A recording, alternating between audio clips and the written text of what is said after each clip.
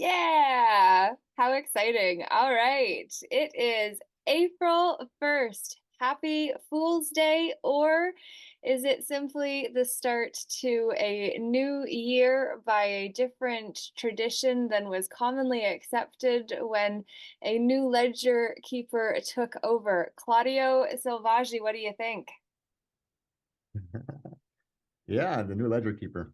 Yeah, that'd be a Phoenix Rising, 100%. Yeah, it's all good. Is it really April 1st today? They added a day today. They added a day on February 29th. Does anybody really know what day it is? Well, it's only according to the calendar that ultimately is tracking the measurements of time according to whoever prescribed the measurement to create the system that was then subscribed to, right? Exactly. Now, my calendar is the sky. Right. Your solar return is exactly when the solar return is, where it was amongst the stars. Yeah. So the solar return, so basically that reminds me of in my book, Fully Committed, the sacred sojourn of now.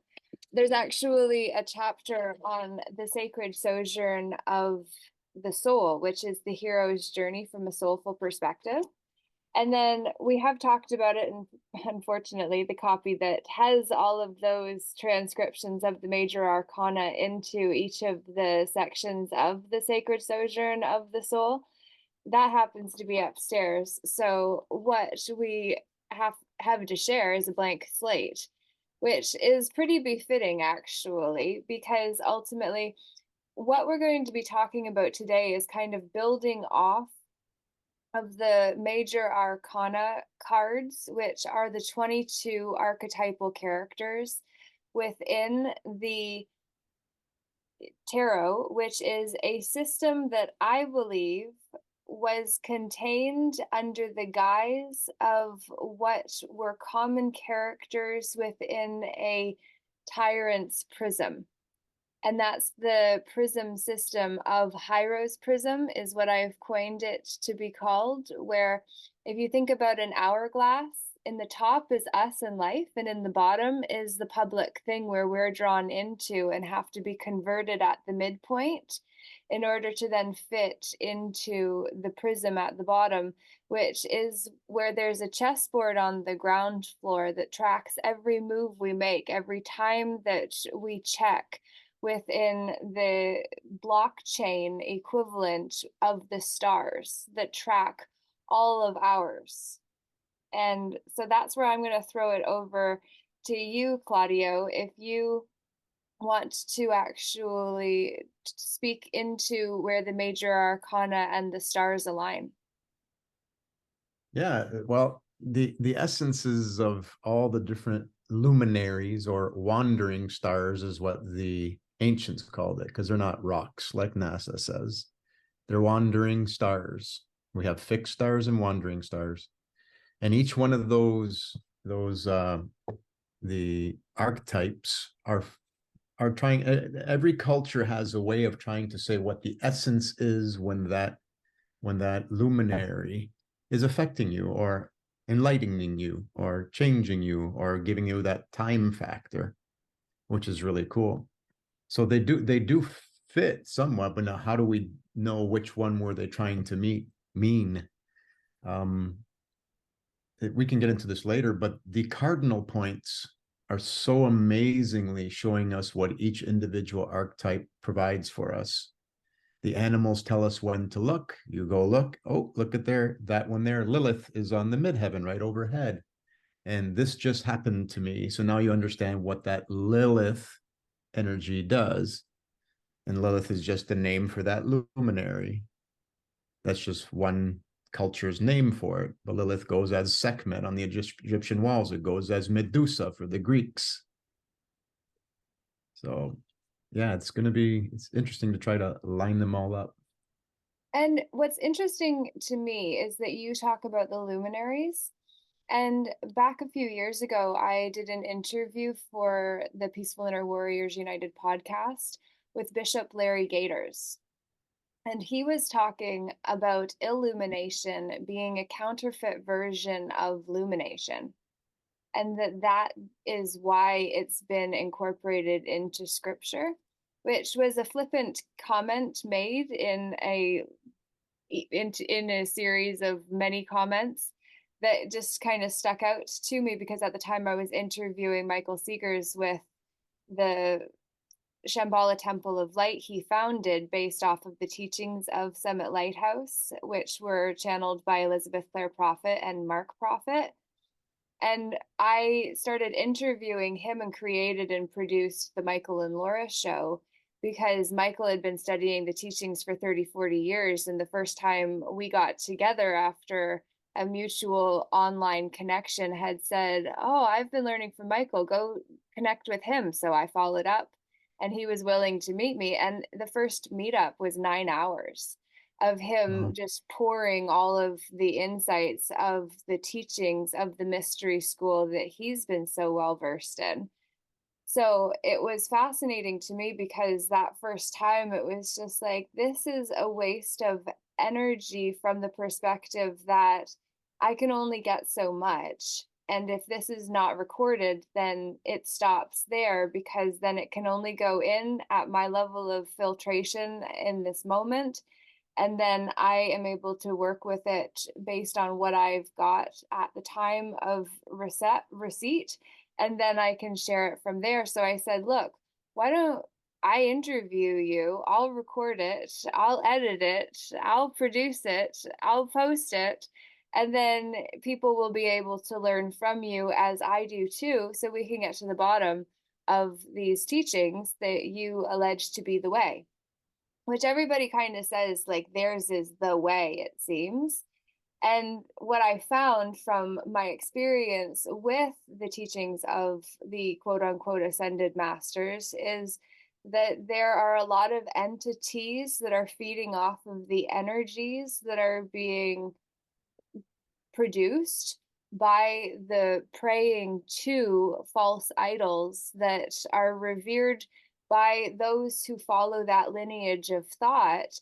And everything else is then deemed false hierarchy, which, for instance, Abraham Hicks, or the consciousness of Abraham as channeled by Esther Hicks, they brought forward the concept of the emotional guidance system that I was still trying to fit into the emotional high rise of awareness theory that I did include in my book, but I was still only just writing it at the time of interviewing Michael. And so I asked about the emotional high rise of awareness and how it fit in with the teachings of the wheel of life according to that teaching with a different name. And he dismissed it as false hierarchy because it didn't stem from his house, which is no disrespect to him, but it was just to have been dismissed offhand because it doesn't align with the same head of the household that grants permission or authority to all of the lineage of thoughts within that construct, was an issue for me. And ultimately, I could feel the entities feeding off of the people doing the decrees, which actually fits in to this conversation very well. Because what is a decree, Claudio? Oh, you're muted. What is a decree? I don't know. What's the definition of a decree? Well, what is a fiat? Because it's akin, they're related. A decree is a spoken oration, as is a fiat, that is only given authority by the ones that deem the speaker of the oration to be valid. It's kind of like peer reviews, right? Okay. It's like a peer review is going to be granted authority by someone else who has studied within the same religion or school of thought that grants power to the same authority that both of the peers appear to be under. Right. So what everyone is doing is reading the Akashic, trying to read the Akashic. And if you peel back the onion, you're going on whatever layer has that strongest message. But meanwhile, the point in the middle is where the truth is at. The point in the middle is the middle of the hourglass shape, like you said. The point in the middle is stillness. The point in the middle is the ether. The point in the middle is pure love. So why not go to the source? And everybody's telling you where the source is. It's not in languages, it's in the language of the stars. Let there be light. And the light is what illuminates us. Illumination and illumination. Well, one makes you ill when you're muddy waters. Your emoto muddy waters need to be vibrated. Once those leave you, now you're being illuminated. Whether it's illuminated, you're being invigorated. You're pure. Your tuning forks, every atom in your body will vibrate beautifully. It won't be able to vibrate if they're muddy, and that comes from the past. So people latch on to all the different theories of the different levels of that onion, trying to get to that point in the middle. So why not jump over all of those and go to the stars? And who best say what's in the stars? Well, we left it on the Egyptian walls. So if you want to start peeling back that onion, I've done that, but I just keep going, okay, well, that's not the truth. When you know that the truth is the point in the middle, and they talk about the ether and talk about all the things like Ken Wheeler teaches, right, in physics and metaphysics. So you can use those to say, well, no, that's just one person's understanding of a language of many languages, which stemmed from somebody misinterpreting what's on the Egyptian walls. So the first decree was the Tanakh, and they didn't read the Egyptian walls properly. They didn't know, but somebody said, hey, I want you to know. I want to find that out. 10 centuries to write the Tanakh. Why would the original Bible have taken 10 centuries? Because they couldn't figure it out. But we're figuring it out now because now is the time. So why do we want to jump through all the, I want to know, this is fascinating me. People with wanting to see all these Tartaria and these beautiful buildings. Well, that's not Mother Nature. You're going after, again, you're not going after the source.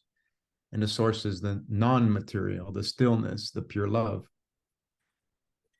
So the luminaries tell us the essence, and they tell us on the cardinal points. And that's why they had cardinals at the Vatican, because they can read the cardinal points, and those go by in minutes. So if you really want to learn astrology, you want to learn the luminaries, if you want to learn the language of the light, grab yourself an app and look at the cardinal points. So And then when you get that field, somehow we got to link those together with the cards. But do we want to go and learn the cards, or do we want to go learn the luminaries? You know what I'm saying? So but I get it's a way to help trace back into what's written on the Egyptian walls. yeah, so with that, it's less about the cards and it is more about transferring the luminaries onto a new set of cards, is essentially what we're working together to do. Exactly. Exactly. Because the originals have been corrupted.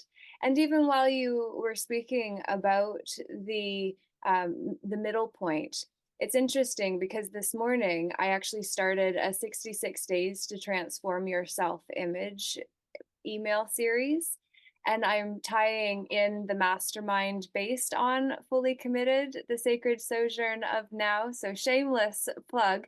But we're doing 4 chapters per week. And today, for the first message, I ironically, but not ironically, and you'll probably be able to speak into why this is where it started.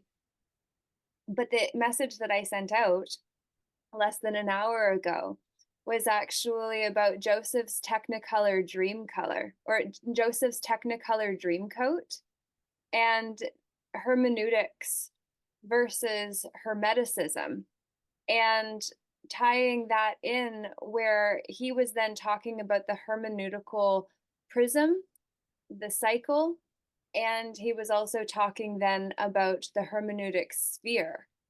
And I thought it was fascinating because those actually came from a few different sources that then I was kind of bringing all together to see, well, like, wait a minute, is hermeticism and hermeneuticism, or hermeneutics and hermeticism, is that the same thing? Like, both of those obviously stem from the lineage of thought of Hermes, who is said to be the founding father of hermeticism, which then is then where the hermeneutic prism and the hermeticism come into the frame. But the reason that I bring those up is because I did mention them this morning, and I didn't know about the story of Joseph specifically being the favored son of Jacob, who actually was the founding lineage of the 12 tribes of Israel, of which I have heard Is, Ra, and El being breakdowns in the same way that the Mer, Ka, Ba have been broke down. And then we see the triads, the trivium, and the trifecta of all of these trinities that have the 3 peaks instead of the 4 that would actually allow us to be balanced. And I yesterday was talking to a friend about his square irony theory, which ties then back to this whole concept of the center point within the spiral, and the spiral being time, and it also being about perspectives, and it about being that ripple effect of the choice and then the consequences that come out in all directions from it. And then it also kind of takes me into holograph theory, where you're talking about the center point, but in the holograph theory, every single pixel actually reflects the whole. So how does that then work if we're looking at it from a spiral perspective versus a spherical perspective versus a square perspective? Right. Well, there's a whole lot in there. And my brain could go in a whole bunch of different paths. I mean, the spiral is what makes the sphere, because everything spirals out from both sides, right? From the point in the middle at the both same time, we have the illusion of duality, but they're both coming out at the same time. And that spiral is what creates the sphere. That spiral is what creates the torus field, and it creates the hourglass shape, the hyperbola, right? So while that's being made, and it's red shifted, blue shifted. So there's no such thing as a duality. It's polarization. They both come out at the same time, but they're both one. Because first 3 numbers are 0, 1, and 1, right? You said Mer, Ka, and Ba. The Ka and the Ba is what's on the Egyptian walls, right? And when they show the little guy coming in with the Shen, the 0 and the 1, trying to meet with the other 1, the mummy lying there. So the 0, 1, and 1, he's putting the soul into the body. So when you said Mer, Ka, and Ba, it sounds like Mercury, the Ka, and the Ba, because Mercury is the scribe. Mercury is Hermes. So whatever archetype card that is, that's got to be Mercury, because it is your scribe. What you scribe on your waters is what you then get reincarnated with. You will always be reincarnated by the script that you've left behind. So that's Mercury, Mer, Ka, and Ba. Whether that's a coincidence or not, it sure is fitting. Well, the toroidal field is said to actually be when the Merkaba is spinning in both directions simultaneously. That's what creates the toroidal field from my understanding. And that's absolutely fitting the way things work 100%. That's how every atom works. And the spin rate is what gives it the illusion that it exists, because they can't go through each other because they're spinning at that high rate, which we call mass or matter. High frequency light is mass. High frequency light is mass because it's dense, which is why we say, oh, dense. Right, right. Mental, literally. But going back to your chart, you have love as number 1. That's absolutely right. Where you have that, what's that dude's name that everybody really loves, and he's got love as 500. Oh, He's got David Hawkins. David Hawkins. That's so wrong, that chart. Your chart's right in your book. The highest level you can achieve, it's not enlightenment, it's love.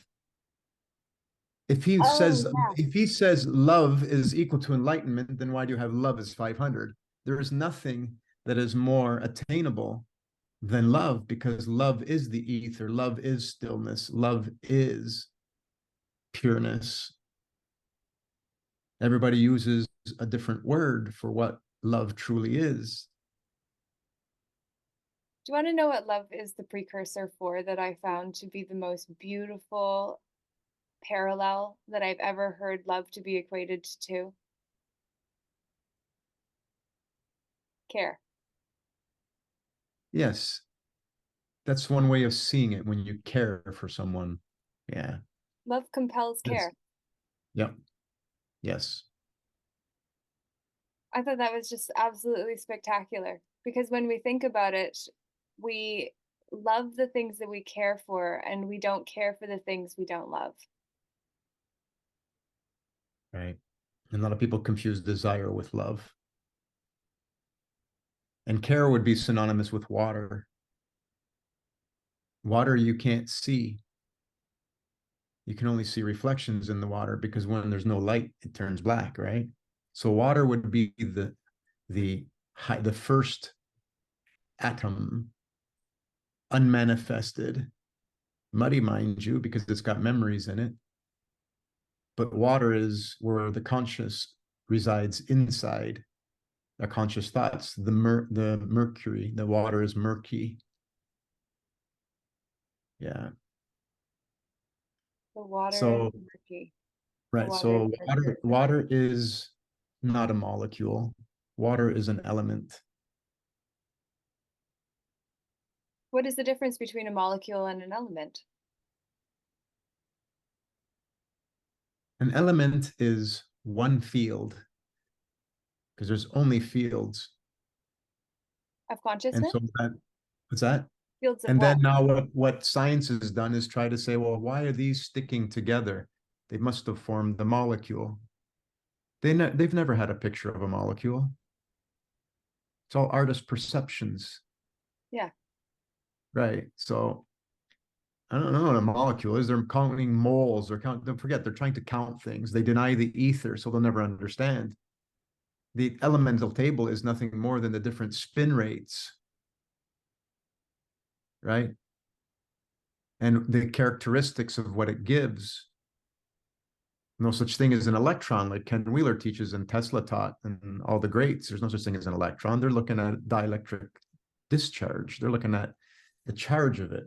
They're looking at its. They're looking at what it does, not what it is. Well, this actually relates to Dr. and Mrs. Vandertramp's house, which is a mnemonic, which is a memory tool. And it is akin to in French class in public school. I remembered learning Sir Soudan, devant derrière, devant derrière, devant derrière, Sir Soudan, devant derrière, à côté de. So Sir is on, Sue is under, dans is in, devant is before, derrière is after, à côté de is beside. So that actually then takes us into the realm of auxiliary verbs. Auxiliary being volunteer, and then this being the conversion of those special verbs that can use avoir of to have or être to be. So that's Dr. and Mrs. Vandertramp's house, which is the conversion point in Hourglass where we get dragged into the public thing, which you would describe as the land of Oz, which I think is really important for us to pause and let that just sink in. But seriously, it's so significant because I had no idea Oz was actually a place in the chart. Yeah, well, because people, but it's just people's understanding, right? When we have what Mother Nature does, and while it's creating these fields, and the way, you can see how the sunflower and all these beautiful things show that golden ratio uh, spiral, right? It's beautiful to see how it all manifests, and that circle of the alpha beta wrapped around that circle of 60 is just somebody's attempt to show you what's happening, what those signs mean.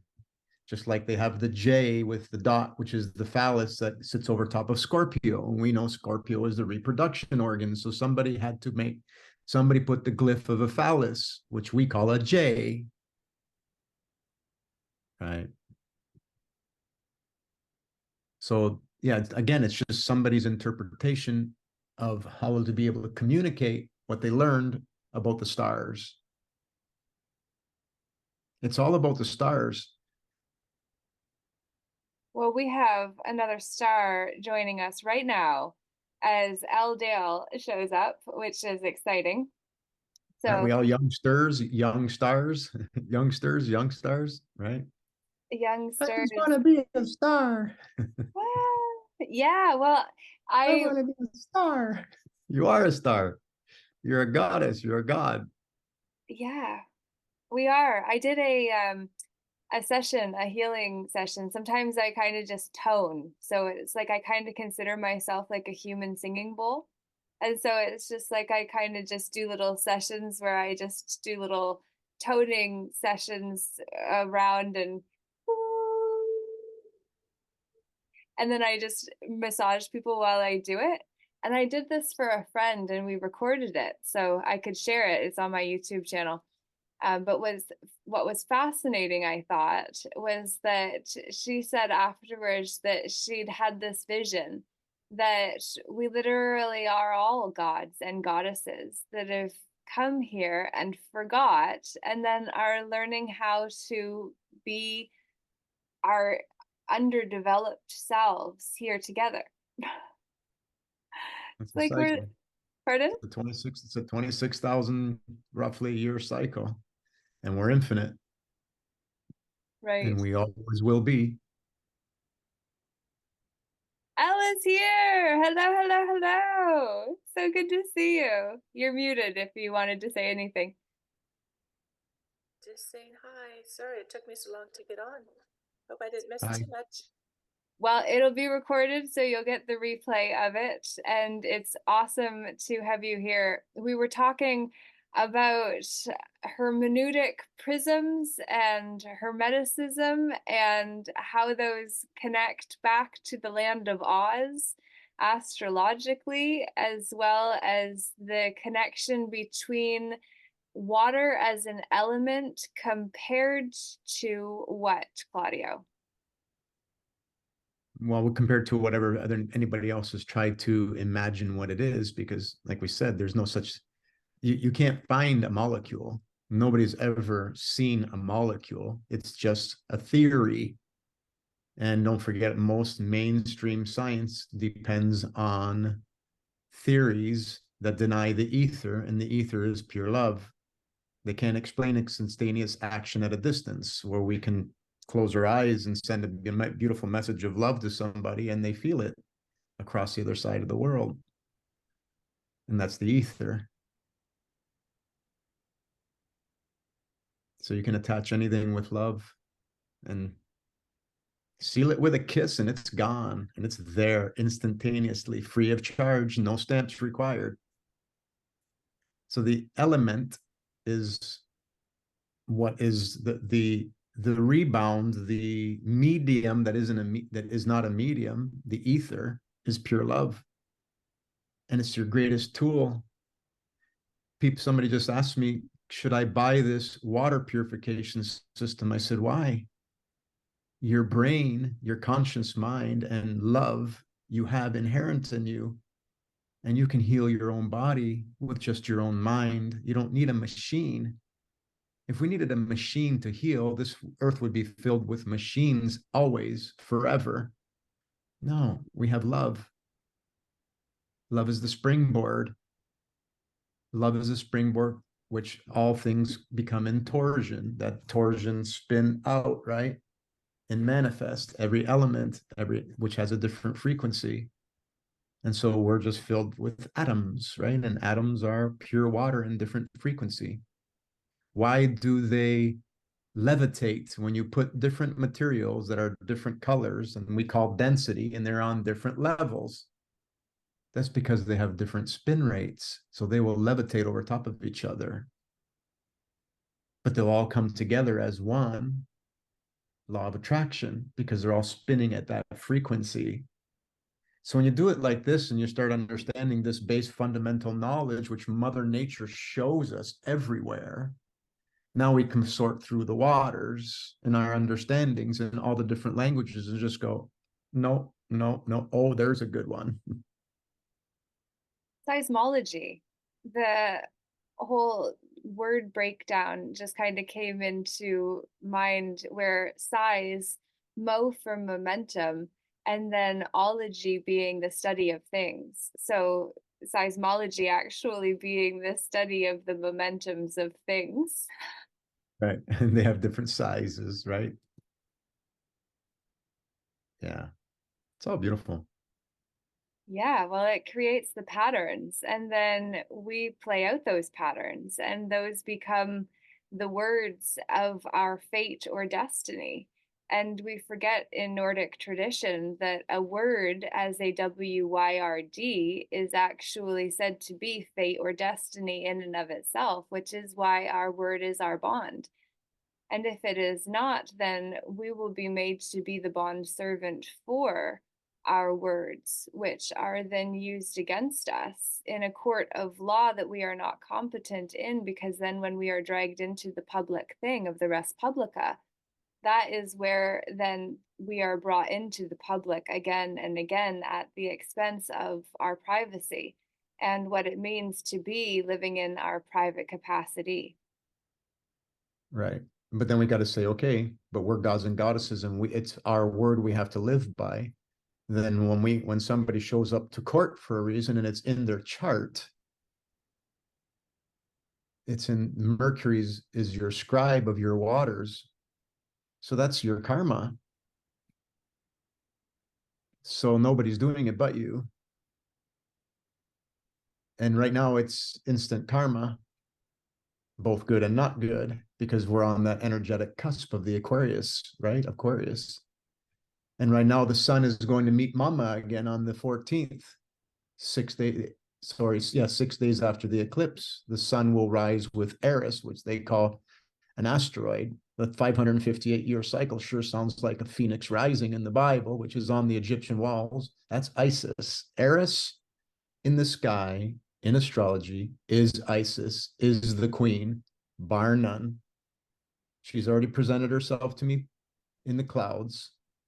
Yesterday I had about an hour's worth of synchronicities, one after another. And it all stemmed with, there's the grackle. The grackle shows to me to look up. I look at my Facebook and up pops up a memory from a couple years ago where Isis was aligned to midheaven. The grackle made me look back then. I see black moon, and then the third time was Isis, Eris, Madonna, Mictecawara, what do you want to call her? I went outside, sat down, crystal clear blue day in Florida, a little cloud form, and down comes some unmanifest water, the mother's water, rained on top of you. So water is important when you see water leak, drip, rain. So the cardinal points. So yesterday, the bird did that. My brother sends me a picture of a gopher that's hanging out in his backyard. I said, what time was the picture taken? He told me this time. Eris was exactly overhead for him.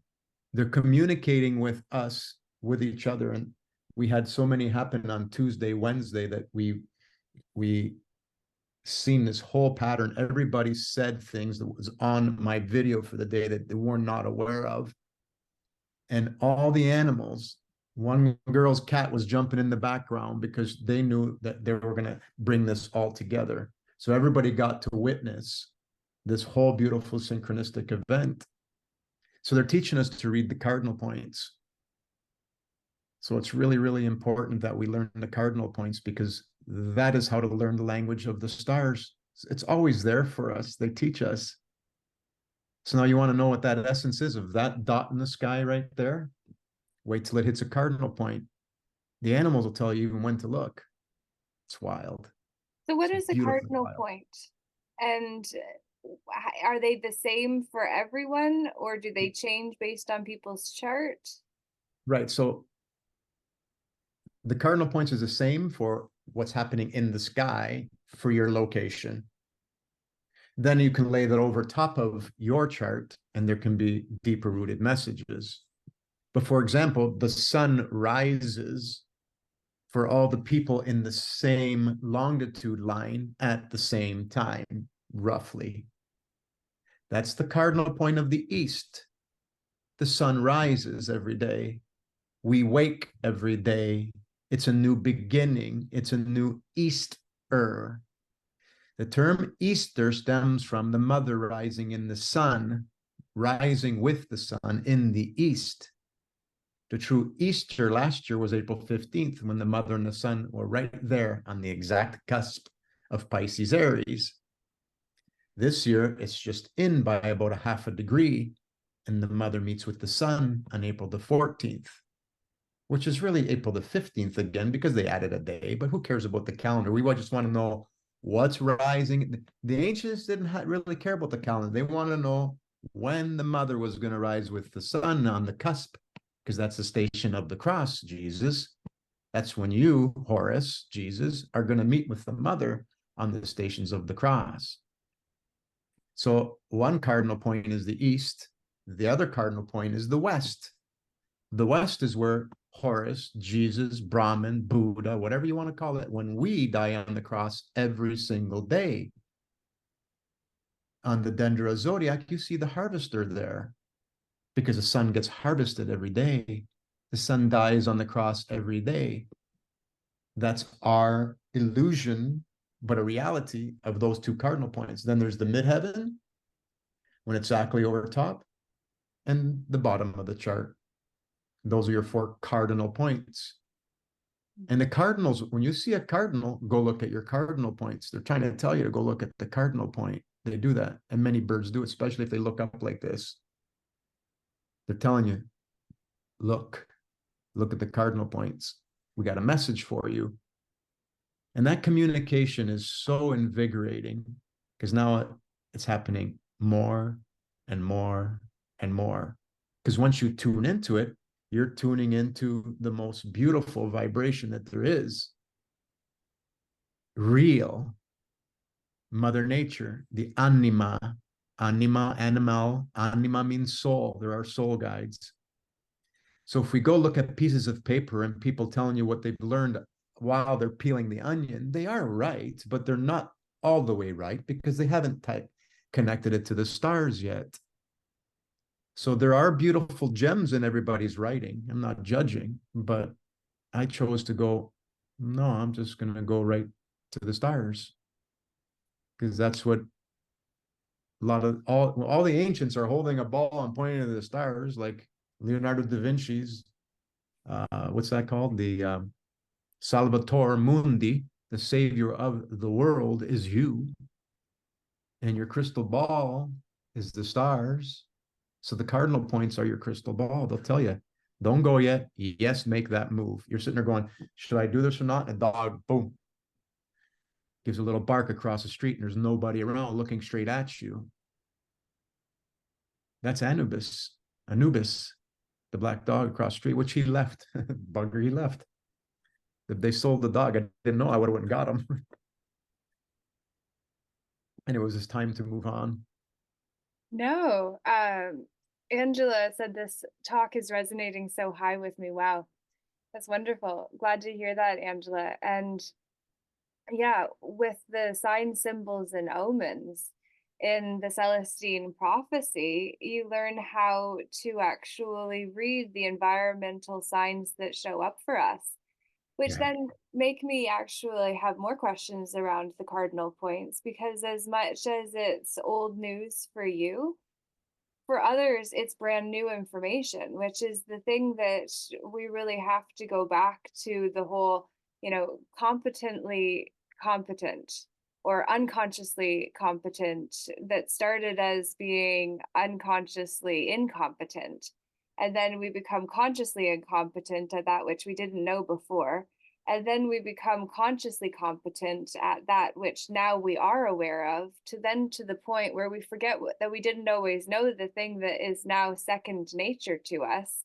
and we're unconsciously competent at it. So that's where you are, where it comes to cardinal points, Claudio. But for someone that's more at the conscious Right, I get it. incompetent piece, what so what So I think I heard you say is that the cardinal points are standard for the whole region. right, so well, I got so many things I could say. Everybody experiences the sunrise. Everybody experiences a sunset. They're so beautiful, they're invigorating. They're actually begging us to look at them, the cardinal points, because the cardinal points is the what? You got the northeast, southwest, right? When the sun is at high noon and that sun is making you feel so warm, we know them, they feel great, and at midnight we get sleepy, we want to go recharge. So those are the four cardinal points. Those points are on our cross. It's that cross is in every atom. Because if you look at the field, you got the top of the chart is the top vortex, the bottom of the chart is the bottom vortex. One is red shift, one is blue shift. The blue shift should be on the bottom because it's smaller, whereas the one in manifest should be the red shift, the illuminated one, because we're in illumination here, right? We're players of the light. We have things backwards. Oh, that's really dark. Well, no. That's 100% beautiful love, stillness. The stuff that doesn't feel good is in the light, because when we're making waves, we're making light. The ether is the pure black. We got it all backwards. The only time you can do anything that's not good, it doesn't come from the dark. There's no evil in the dark. No, it's only in the light. While we're in manifest, we're making waves.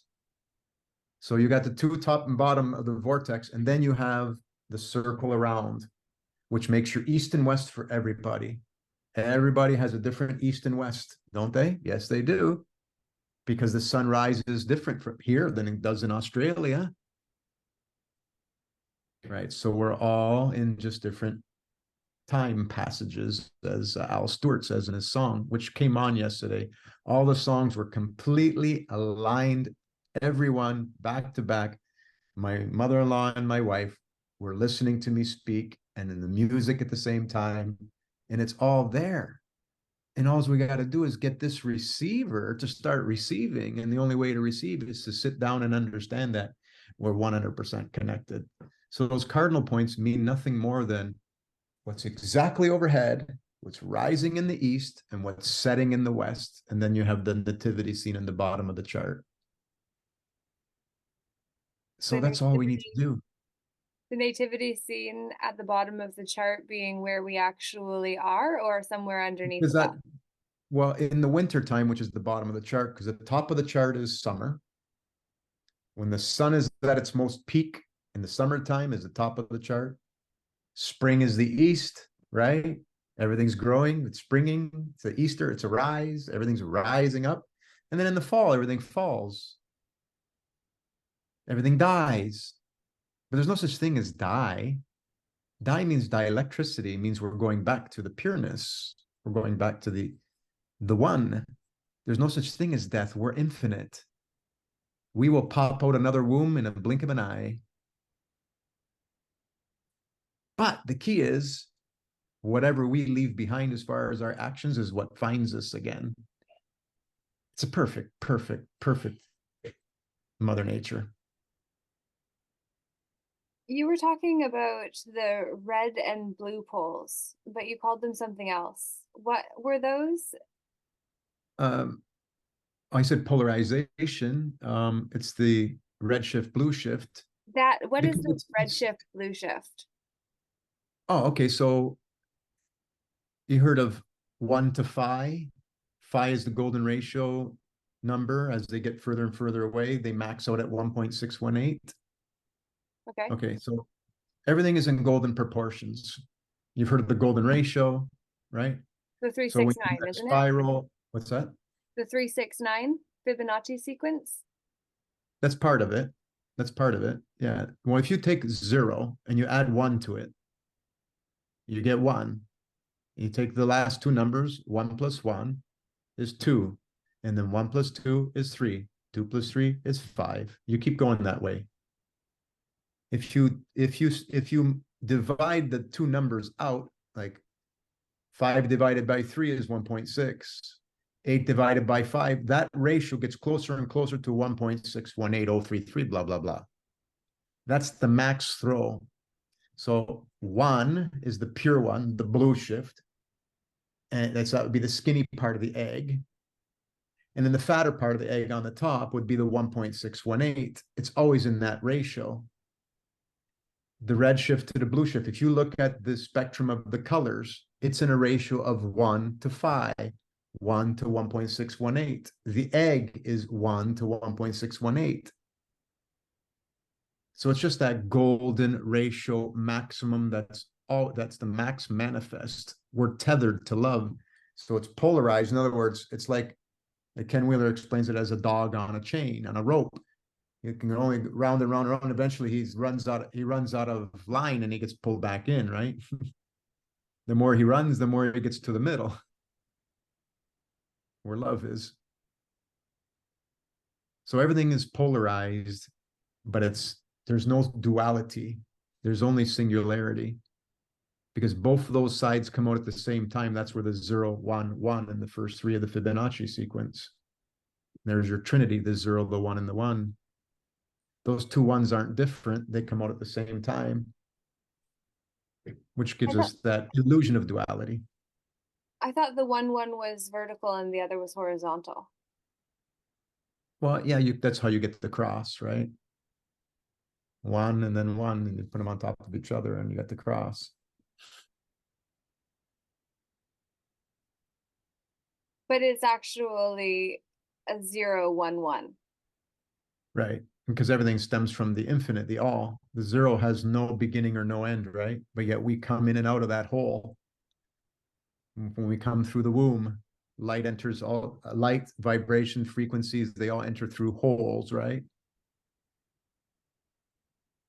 Well, that's why they say Q is actually with the stick to split the circle so that it is not fully powerful and able to, is it called a concentric circle, where you're not able to get energy outside of the circle? It's all self-contained.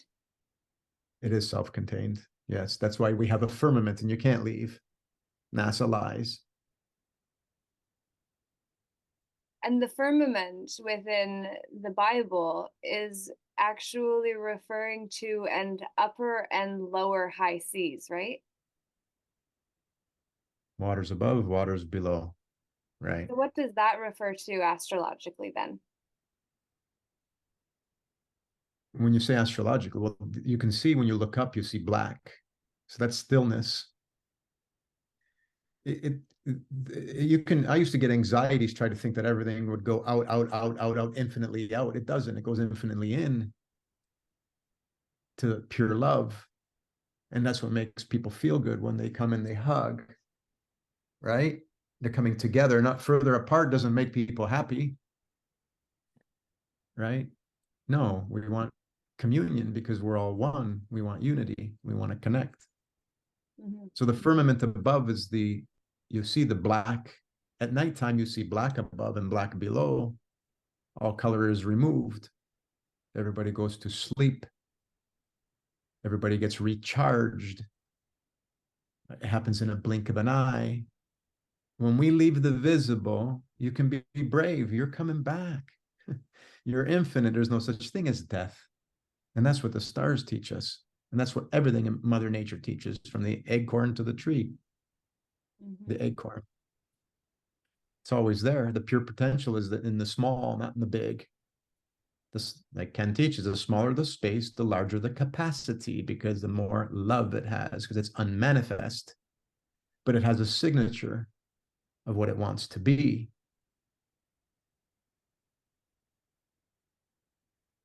Which reflects to the sacred sojourn of the soul, which is the hero's journey from a soulful perspective. And then that smallest piece of the bigger picture actually being each of us that have the opportunity to embody a new energetic signature so that we can integrate all of the experiences we went through in the valley of transformation in order to return where we started, knowing it for the first time, because in the spiral we've went further out from it. So in Gestalt therapy, I had a mentor that had taught that a thought track is kind of like it takes that long for it to get around the head and back in your consciousness again. So it's not overly that far, but basically, each time you do something different from what you did to actually engage the pattern consciously, you move it slightly out. So then it's just a little bit further out all the way around. You still get back, and this is our opportunity to get down and dirty in the mud with this pattern that keeps on presenting itself, or that we can say, okay, I see you and I recognize, and you can carry on. And then it'll keep coming around. But it's like every time we change our pattern, it's still there. It's just on the outskirts of our field. But this is the insane thing about everyone that has been wanting to get justice by, killing people that have been causing harm to us. You don't just eliminate evil by eliminating a person that has good and evil within them, as we all do. We have to figure out that if even that expression is out here in our awareness, it's still in our field for us to be able to deal with. So if we don't deal with it in the form of the one that is causing us harm by doing things to us, that, yeah, we could go after, one in particular that has a whole bunch of F them signs on trucks and things like that, for instance. Or we could see that he actually is a fragment of us that we pushed so far outside of our experience of what we believe ourselves to be, that he had to contain all of that so that we would look at it. Because otherwise we'd just say, no, not me. Nope, I'm over here. And we'd leave that part of us out. So it has to be so in our face. We say, what part of this is mine in the behaviors that are being demonstrated that are separate from the one who is committing or conducting those behaviors? Which I think is the biggest thing that we have to really do in order to move those experiences and those patterns further out and away from us. We have to see none of us are our behaviors. There is no such thing as an unresourceful person. And person, I understand, is a status, and we all get, specific around like, I'm not a person, I'm a woman, and all of these things. But it's just like, those distract us from the point. So I got myself distracted as I was trying to say, not the person. But I did lose my train of thought. I don't know whether there's something you want to add. You were talking about how things get further and further away, and how people end up going to want to do not loving things. I don't use that four-letter K word. They're what they need to realize is everything that's happening to them is because of them. And if they're going to have that thought process, it'll still be there. They'll be stuck in the Hatfields and the McCoys, which is an age-old war of two families. They keep coming generation after generation, still in a feud. Why? Because they're muddying their waters over and over again with their thoughts. So when we realize that we all just have to start giving good karma, then we all are at peace. A thought is the strongest form of an action that will deliver karma back to you, both good and not good. So we have to make sure that our waters are pure, because Mercury, the Ibis, Thoth, whatever you want to call him or her, we're leaving that message in the waters all day long with everything we say. That's why I don't use any words that will make an image that is not beautiful. I do not even say, because I want all the waters around me to be beautiful. So when we're in conversation, I'm always trying to squirrel people out of that conversation out of love to try to help them see that they're muddying their own waters. I also ask for forgiveness because while they're saying it and I'm hearing it, and must be because of me. So I ask for forgiveness because I'm a part of the one and everybody's part of the one. So the one's just mad at itself for creating images, words, whatever that aren't beautiful and loving, which then it's always time to pay the piper. And that's what we're on right now. Instant karma is going to show us the way. We're going to turn right and mother love's going to slap us. Yeah, so the person piece was because there are no such thing as unresourceful people. Like, a person is never unresourceful. There are unresourceful states that we can enter into, but there is never an unresourceful person.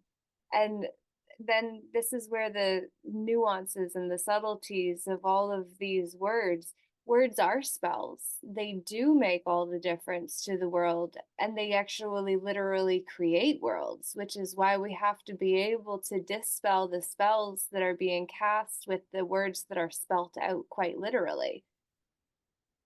Right. And that's how we become the responsible vision casters for our lives. Right. So every image of love is an acceleration. An image of non-love is a force. The force is that which tries to break out from love, which is really hard to do, and it has a maximum throw, but it's tethered to love. So those memories of that force is what retains in the water. Love is an acceleration. So a loving image will always give you the forgiveness and clear your waters. Hence why when you do the Opono, however you say that, it's important that you do the me first. I'm sorry. Forgive me, because anything you're experiencing is because of you. And that is key. And if you watch the cardinal points, you'll realize that it's being shown to you. I pricked my finger, sticking in this top drawer here of my desk, on a compass. You know, the one that draws circles? Well, what's a compass? The one that draws circles is also a compass that shows the cardinal points. Neptune, my natal Neptune, was being transited by the ascendant. That's what rises in the east. It only goes by in minutes. There it is. 1 minute before, I get pricked by the compass, and the pain lasted for another 2 minutes, and then it was gone. So now you know what Neptune does. I already know what Neptune does because I've studied it, and Neptune gets people freaking electrocuted, and Neptune gets people pain, and Neptune. So anything to do with pain, electricity, lightning bolts is Neptune. So they teach us. So to do the major arcana is simple, and everybody can end up with the same deck of cards by watching the cardinal points and what happens to them based on the essences of those luminaries. So, the essences of the luminaries, I would be keen to know what those would be if we were to actually correlate them to the 22 major arcana cards that exist currently, and do it in relation to the Fool's Journey that we begin at 11:12 now on April 1st of 2024. So I would love to make that what we kind of put energy into in the coming month, to actually put these luminaries on the cards, and then renaming or retitling or repurposing each of the card characters, so that then it's a reflection of the empowered aspect of what each of the cards represent and the pattern, because that kind of goes back to, there's no such thing as an unresourceful person, only unresourceful states. Well, if you consider yourself as an embodiment of each of the 22 different major arcana cards within the tarot, you can see that the fool starts out our journey without knowing where we're going, without an idea as to where we'll land, but with full faith that we can do it. And taking that step into the unknown over the chasm where the dog is trying to bite at the heels to warn the fool that danger is going to befall him if he steps where he's about to step. And so sometimes that dog is doing it for our best interest, and then sometimes that dog is actually going to hold us back from learning that we can fly because we actually dared to try stepping off the cliff and then built wings on the way down because we got to try them. Right. So what you just stated was the fool is the sun, which is us, which is the journey, Horus's journey, right? Whatever name we want to give it, right? And the dog is Pluto, because that dog across the street, which is Anubis, right? Anubis, that's the one that's holding your hand at the weighing of the heart ceremony. So the dog is man's best friend. What does he do? He mirrors what the owner's like. So he's well, that's what the owner's like, right? Right. With a really calm, beautiful, gentle lady, that dog is just calm, beautiful, right? So the dog is Pluto, and Pluto is a dog, right? In Disney, and dog and God, when there's an act of God, it's an act of Pluto. But Pluto gets trumped by Eris, because Pluto's 225 years. The more still you are, the more powerful you are. Eris is 558. Pluto is 220 something years around the zodiac. That's why Mary is the mother of God, because God means manifest, the 6 and the 9. The term God means manifest. The face of God is in everything, because it's two. The G and the D are the sign. When you look at the spiral, you see the G and the D.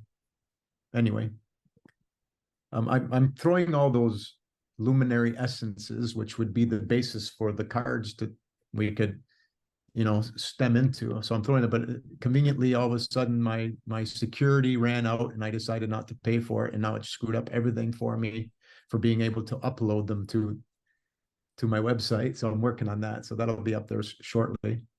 But I can show you what I've got really quick if you want to just scroll through it, up to, or another day. It doesn't matter. I think that is going to be the call that we tune into after this one and make that the theme for the day, because there's so much to be able to go into that even that message that I said I sent earlier today for the 66-day series that just started today. It's like I literally wrote such a long email that covered identity and jurisdiction, along with hermeneutic prisms and hermeneutics, and the Joseph's Technicolor dream color and what Technicolor means. And it's like it went so deep that it's just like, holy wow, okay. Identity and jurisdiction will be tomorrow's topic of conversation, and today will just be these little bits here. So I am glad that you have shared iu2me.com, Claudio, for people to be able to connect with you. And the natal astrology chart reading that you did for me, we connected with last week and got about an hour in, and then I needed to go and integrate some of that energy and information. What happened on the So cardinal point? What happened on the cardinal point? I'm not quite sure. Okay, because I know you're right when we were talking about the black moon ended up on a cardinal point, and her internet went right out right at that time. So that's how Mother Mary, that essence, speaks to us. That's the black moon. That's the deeper note of Mother Mary, the deeper note of the moon. and she gives very deep spiritual signs. So here we are talking about cardinal points, and she turned off your computer. But it's your essence telling you to pay attention with these cardinal points. Mm-hmm. So your internet went out. The London Bridge wasn't terrorists, it wasn't government, it was none of that. At exactly that time when that bridge went down, you could see that that ship turned right towards that pier. Well, I've had that happen to me. I look at my radio for 2 seconds, go like this. I'm in the other lane on my birthday, and the oncoming traffic, and I had to steer back in. Twice it happened to me. They're saying, "You be good. We're showing you things, but Right. you be good." So that is intentionally done. At that time, the moon is aligned with the south node, right on the midheaven at the exact impact point of that bridge. Mm-hmm. That's the cardinal points. Everything happens for a reason, because the one, all of us, wants to pay attention and come back to one love. And so we're going to see some very interesting things happening. Oh, yeah.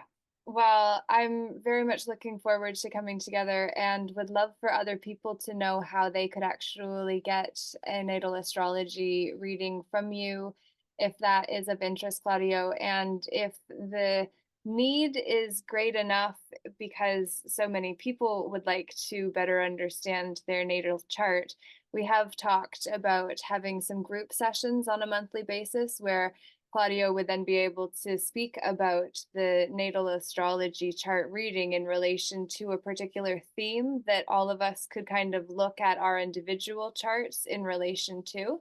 So then we're able to make it more of a group activity for a private endeavor to better understand ourselves with the guidance of Claudio's insight, and then support from the Peaceful Inner Warriors United community as well. So that is something that we've talked about, and I personally have it in my heart to really look towards getting the tarot alternative together, and to look at the luminaries and the different astrological positions and influences to be able to create an empowered tarot that takes us into the upper half of our glass, where all of the sand of our lives actually exists for us to use. How did I get my hand Because raised? because you had your hand up, so it recognizes it and put your hand up for you. That's interesting. Okay, The so collective consciousness at work. yeah. Um, Elsa, sounds really wonderful. You'd be interested in doing this. Fantastic. So, Claudio, if you want to put the email in there for people to get in touch with you, I'll put it in the description as well for this video, which I'll get the replay of onto the Peaceful Inner Warriors United channel. And there is also April 4th at 7:30 Eastern. We are going to be coming together for the Hub for Humankind. And we're asking that contributors for that event actually get the applications in for how you'd like to contribute. We're working on getting the camps coordinated. And so there's going to be 4 camps where it's focused on the 8 wheels of life and how we can pour into one another to co-create a magical experience for those who come because we invited them, and also come together for the sake of up-leveling and learning more about ourselves and supporting others in good company, which is what the Hub is all about. So it would be amazing to have you as part of that experience. I know Claudio and Elle are going to both be part of that, which is super exciting. And I also wanted to say that on April 10th, you'll notice that there is another installment of the Witchcraft series that Bobby Roundtree and I are running, which is spelt WHICH, because we're asking, which craft are we talking about? And why are people getting persecuted for practicing crafts? Because that sounds pretty crazy. But we're going to be having another call on April 10th, which you are welcome to. I will put up when Claudio and I are going to come together for the next installment of this, where if you can apply the luminaries to the sacred sojourn of the soul in relation to the major arcana of the tarot, that will help lead us towards the completion of an exciting project that is evolutionary, because truly it's never been recoined to have different faces on the tails until now, except for, as I say that, I know that's not true because obviously everything has been recoined and retailed. But then we see the retail industry as the tales that are retold. Oh, oh, oh. So, is there anything anyone else wants to say before we wrap up today's meeting? I'm grateful that each of you were able to join us today. It's been an amazing conversation. Yes. Wow. This has been absolutely illuminating. You had mentioned that there is some type of gathering. I think I put that in the chat. Can you repeat that? Where is it being held? Is it online in a specific place? Yeah, so it's the Hub for Humankind, which is held at Soul's Path Retreat Center in Blackstock, Ontario. Okay. So I'm not sure, where are you based, Angela? I'm in New York. Oh, you're in New York. Okay, well, it's a bit of a drive for you, but it's at a 58-acre retreat and spa center. So there are facilities that are on the land, and we're going to be gathering on May 17th to 19th for the Hub for Humankind, where practitioners will come together to run the camps that we're going to be offering to contribute to those who show up. And then there's also a documentary filming component to it, where I am working to get scenes recorded while we're there, so then we can actually record and film the harmonizing of us. Because I believe that in order to have the vision for us to step into, we have to create it ahead of time. So I'm looking to collaborate with videographers, cinematographers, and people that are more well versed in that domain than what I am. I just see the need to have the documentary of how we harmonized us and created a curriculum to be able to help us trust ourselves and one another to do what's right and use all our might to make it happen without force, which you had mentioned about the density of pressure. And I was going to say, when you did that, Claudio, about how compression, depression, repression, all of these pressings are ultimately the way that we press those emotions down. And what these opportunities are all designed to do is to help us allow that energy in motion to start moving again without it causing harm in the body, that is the container for all of those energies, as well as the soul that resides inside of us as we come into greater wholeness.